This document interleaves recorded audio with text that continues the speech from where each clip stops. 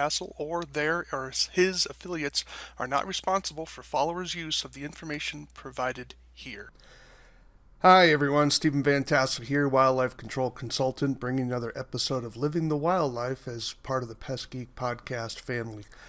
Glad to have you on board as always. I hope you had a great week. I had an interesting week in the sense I had to go down for took some training down in Bozeman area this week in my day job, and learned some interesting stuff that I should have known ordinarily, and also saw a really awesome presentation on the ag use of drones for applying pesticides, and so that was pretty cool. I think that portion of the pest control industry is certainly looking to grow by leaps and bounds in the coming years. But anyways, enough about that.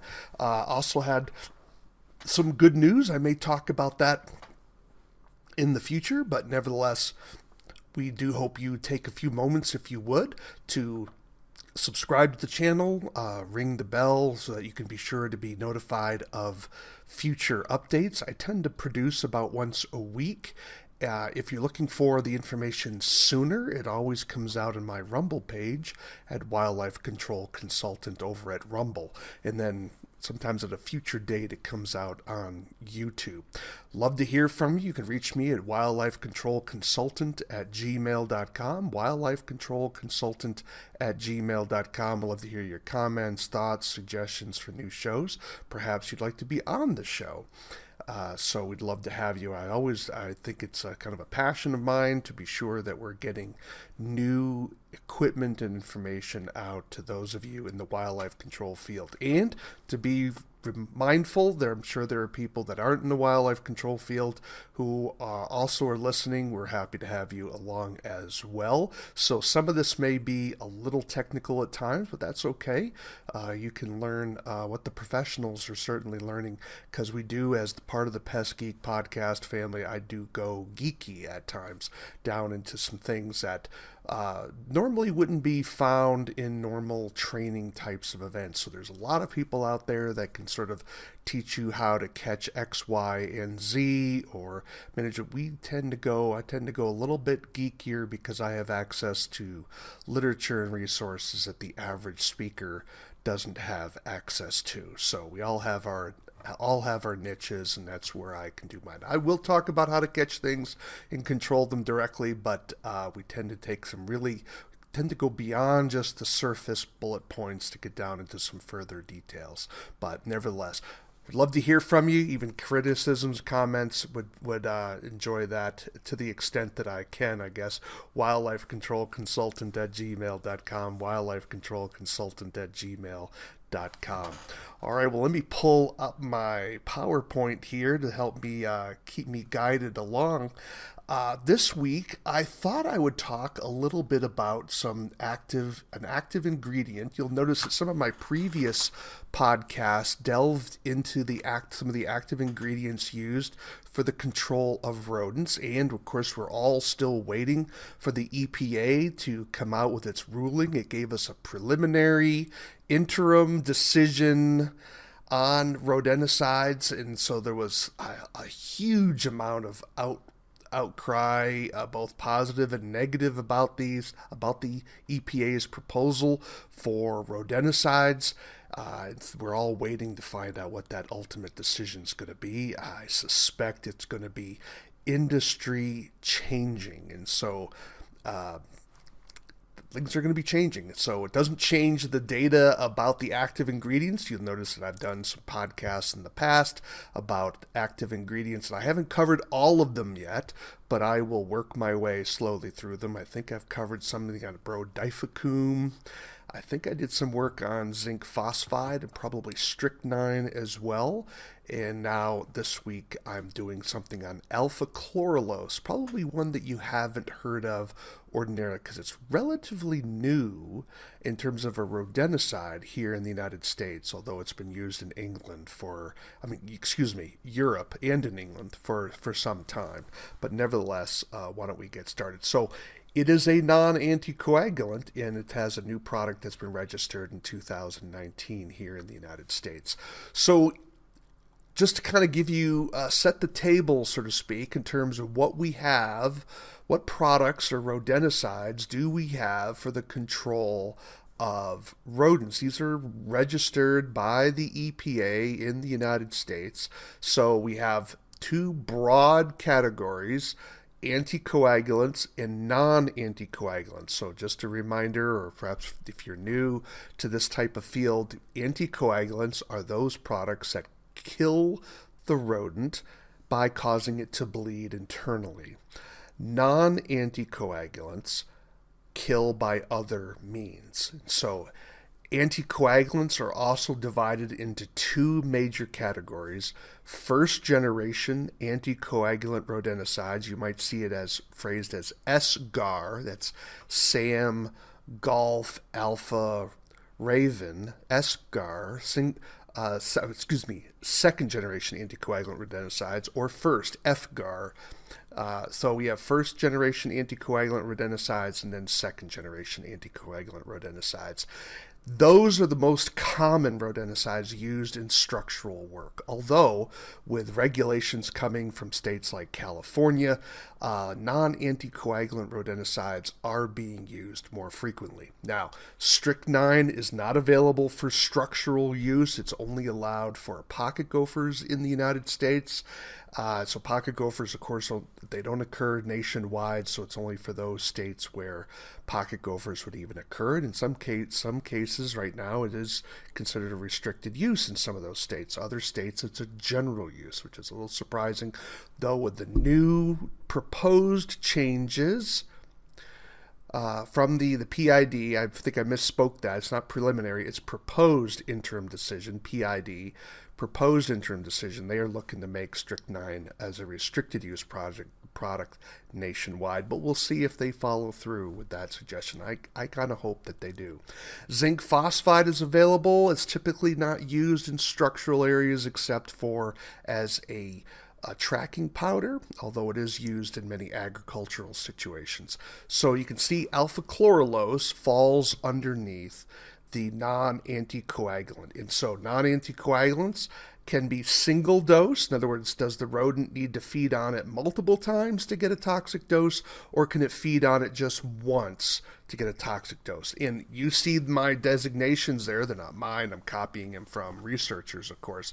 There is some debate at times on some of these. I believe cocalciferol is sometimes considered to be a single or a multiple, so I went on the more conservative side if memory serves and went on the multiple side. Of course, it all, these things depend on how much a rodent eats, but when it comes to the second gen, typically a single dose, a single feeding is enough to kill a rodent, but that's not always the case for some of our non-anticoagulant rodenticides. First gens, typically they got to eat more than once in order to get a toxic dose. So those are multiple feed.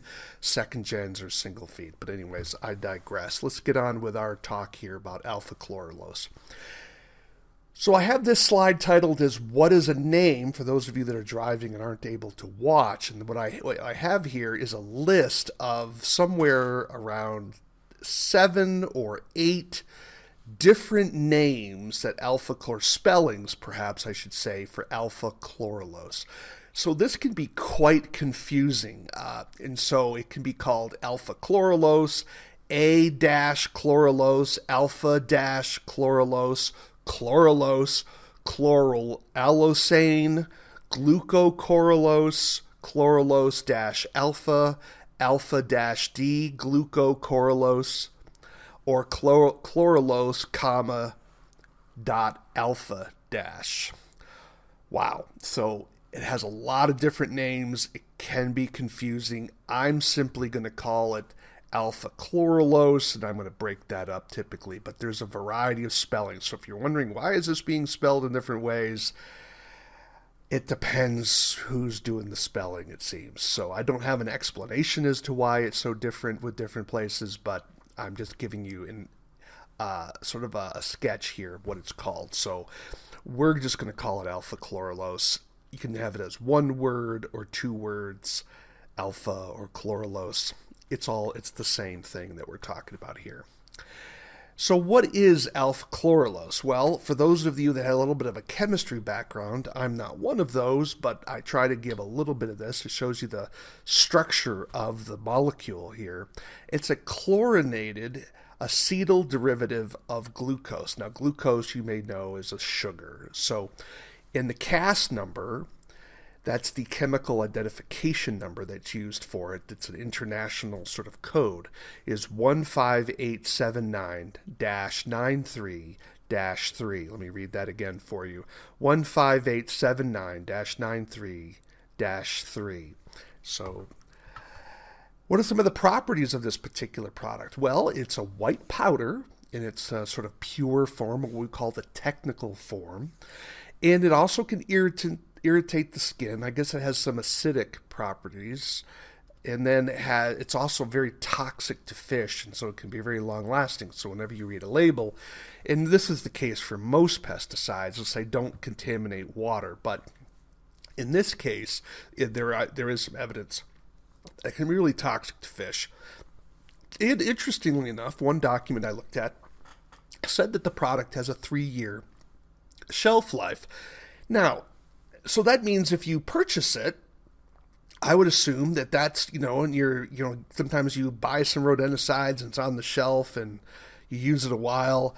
That could be a problem. So make sure, I would guess, in light of that, make sure that you kind of use it within 3 years if you have a shelf life. They generally tell you to keep it out of sunlight as well. So now, alpha chloralose, the active ingredient here, was registered in the United States for use in a product called Black Pearl, and it was registered in 2019 here in the United States by the Environmental Protection Agency. And the EPA registration number is 89670-1. Now, those of you that aren't familiar with how to read an EPA registration number, the first group of numbers is the manufacturer's code. So the company that produces it has the numerical designation of 89670. If you buy things from Bell Labs, for example, that's 12455, as memory serves. The second number that's after the dash is the number of the pesticide. So, for example, this company, this is the first product that they have registered within the United States. So that number is the first part of that number for the company. That is their number forever. So that number never goes away. The second number is which version of the product, what pesticide did they register first? And this would be the alpha chloralose product called Black Pearl.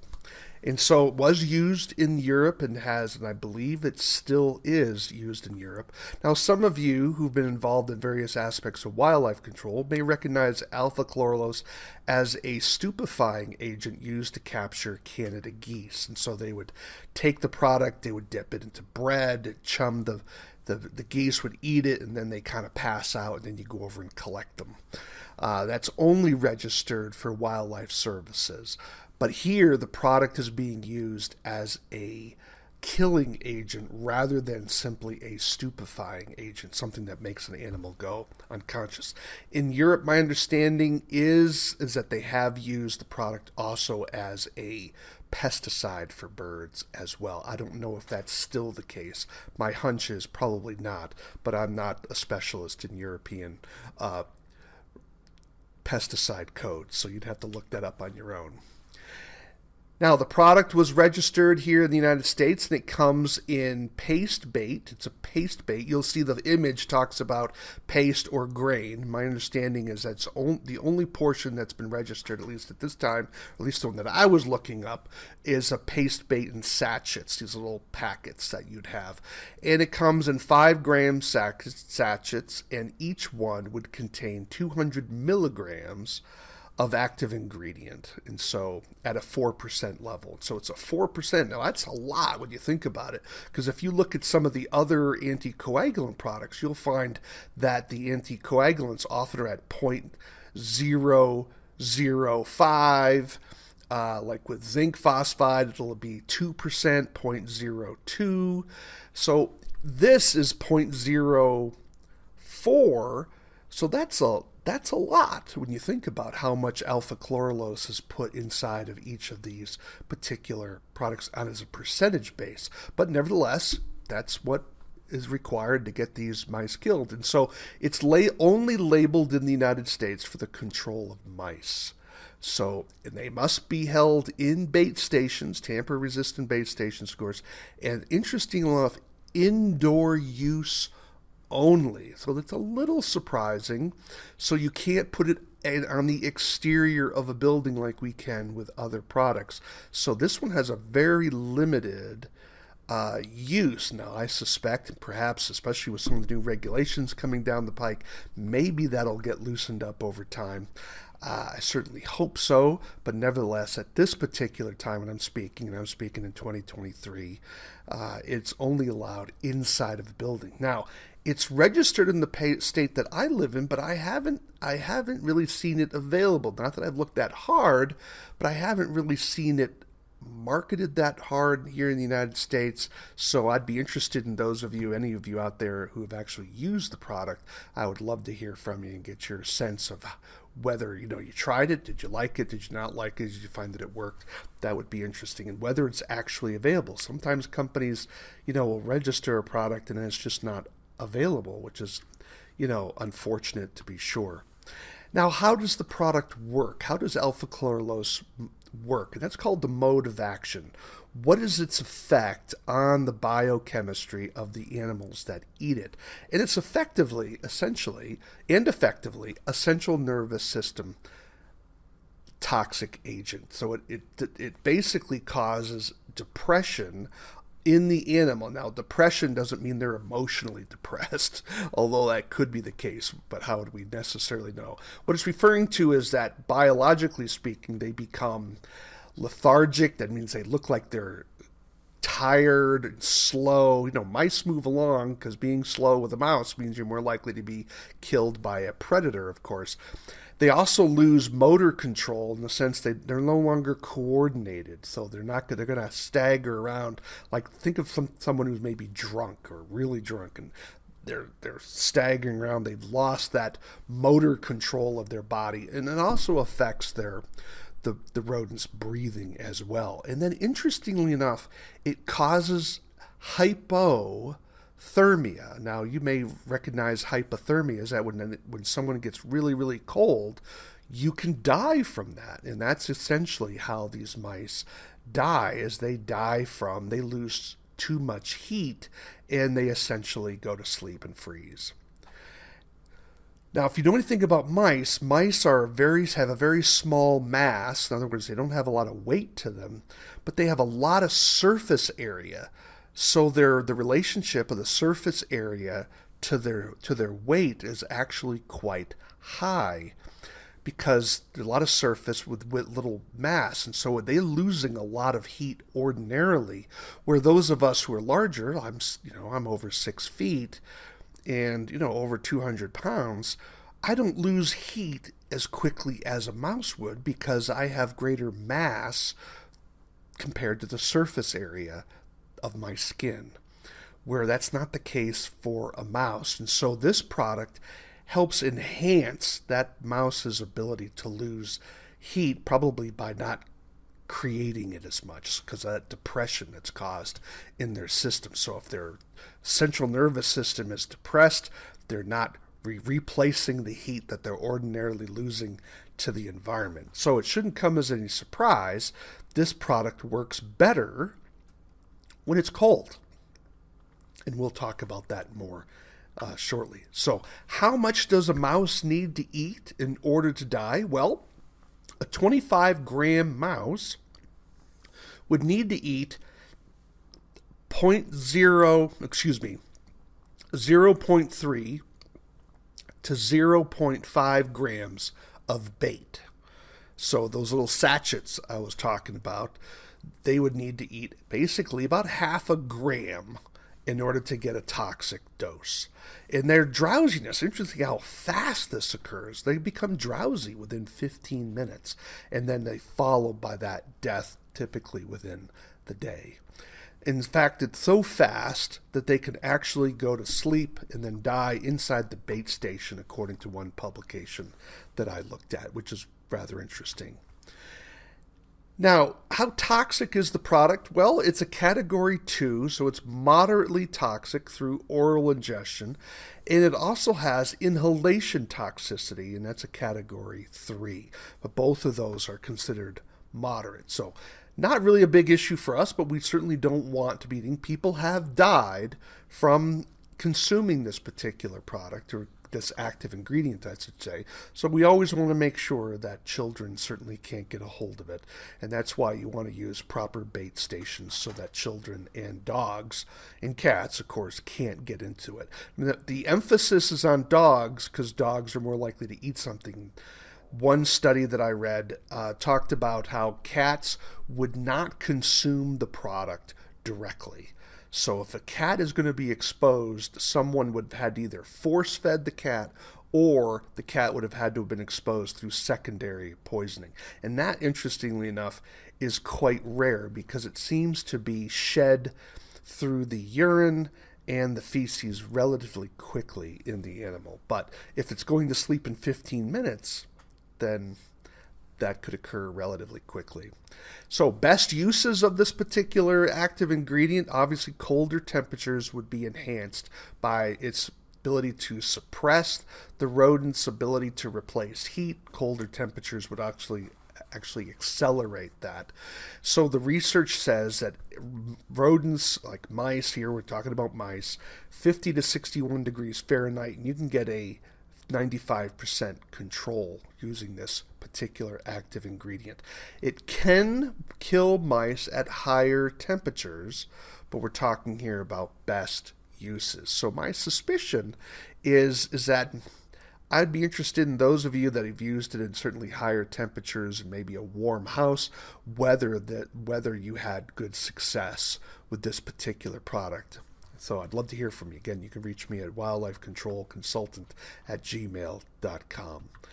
Are there secondary hazards? Well, as I mentioned before, the secondary hazards appear to be quite low. Now, the research that I saw, there could be others that I missed, but the research I saw was focused on rats rather than mice. So I'd be interested in finding out what the secondary hazards might be with mice, because different biologies may excrete the product faster than others. But what they found with rats is that rats eliminated the alpha chloralose really quickly. And in fact, 60 to 7% was excreted through the urine within 24 hours, and then 20 to 30% was eliminated through the feces within 24 hours.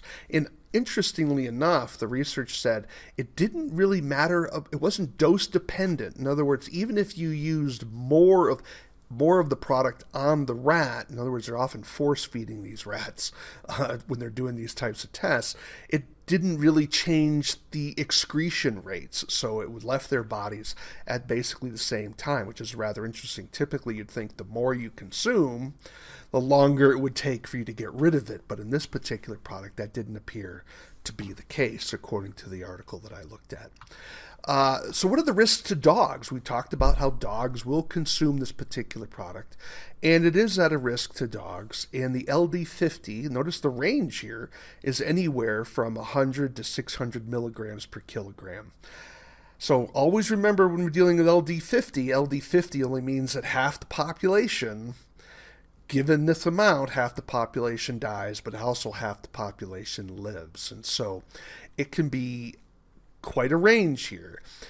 The research talked about how their dogs have survived doses reaching 610 milligrams per kilogram, but that death may occur if it reaches 660 milligrams per kilogram. Now remember, there's 200 milligrams of alpha chloralose in each one of those satchets. So that in this particular Black Pearl product, so that means the dog would only need to eat about 4, and they're well over, per kilogram. So a kilogram is 2.2 pounds. So it could have for small dogs. Obviously, the risk would be significantly higher. The effect on the dog typically occur within 1 to 2 hours, but can last anywhere from 24 to 48 hours. Bottom line here, folks, make sure you have bait stations and you locate those products in areas where dogs can't get at it. So people love their dogs. We don't want their dogs getting killed or harmed. It's just not worth it. So be sure to follow that label and to use quality bait stations when you're using the product. So again, I would love to hear from you. So that's kind of a brief introduction of Alpha Chloralose. I hope that you found that useful. I'm looking forward perhaps someday to be trying it out. I struggle with mice where I live, and so it'd be kind of neat to maybe try Alpha Chloralose to see if I'm getting see if I could get some efficacy from it and just kind of get a sense for what it's like. But if you've had some experience, I would think this product would be quite useful in structures like sheds and garages. I would hope the label would allow that, but again, always check your label, of course. Follow label. Label is the law, as you probably know, but make sure you follow that label. But I would think that would be a really great location because it's not heated. And so especially during that winter time. And of course, winter mice often want to get into structures during those colder temperatures, to be sure, to get shelter from that. So you've been listening to Living the Wildlife as part of the Pest Geek podcast family. Again, do take a few moments, if you would, to drop me a line. You can reach me at wildlifecontrolconsultant@gmail.com. That's wildlifecontrolconsultant@gmail.com. Love to hear from you. Also visit my website at wildlifecontrolconsultant.com. I have publications there, and you may want to use that as part of your continuing education. I'm also available for speaking engagements. And just a reminder to those of you, I'm always looking for photos of damage that you may have. I'm looking to buy use rights. I'm not looking to have to own the photo. I'm just looking for permission to use it. I'm also gotten closer to finishing my book here, the Vertebrate Pest Handbook, 3rd edition. So I've made some more edits on that. I've had a reviewer go through some of that and make some comments. Of course, there's always one more thing to do when you're writing a book, but I'm hoping to have that out by the new year or shortly thereafter. Part of that's going to depend on when the proposed interim decision from the EPA becomes finalized. So I'm questioning whether I should wait till that becomes available. So stay tuned. I'm also looking to be speaking at the Vertebrate Pest Conference. So those of you that may be attending the Vertebrate Pest Conference, California, definitely reach out. Perhaps we can have dinner one of those nights, and love to meet you there. And I will also be at the West Coast Rodent Academy. So getting out there doing some California work this year. So if you're going to be there, I'd love to talk to you as well, because there's so much to learn and engage about the control of rodents, because you do important work, those of you out in the field. And if you're not a professional and you just want to learn about rodent control, well, yes, controlling rodents is very important, because we don't want them in your house. So we want to be sure you're handling that, but also doing it in an environmentally responsible way, as well as safe for your loved ones and pets, of course. So also, we have a Facebook page with the Pest Geek Podcast. Join us there. We'd love to have you comment. I do post there from time to time. But again, hope you're having a good week. You've been listening to Living the Wildlife. And why do we call it Living the Wildlife? Well, because we want you to live the wildlife, not be the wildlife. Take care, everyone.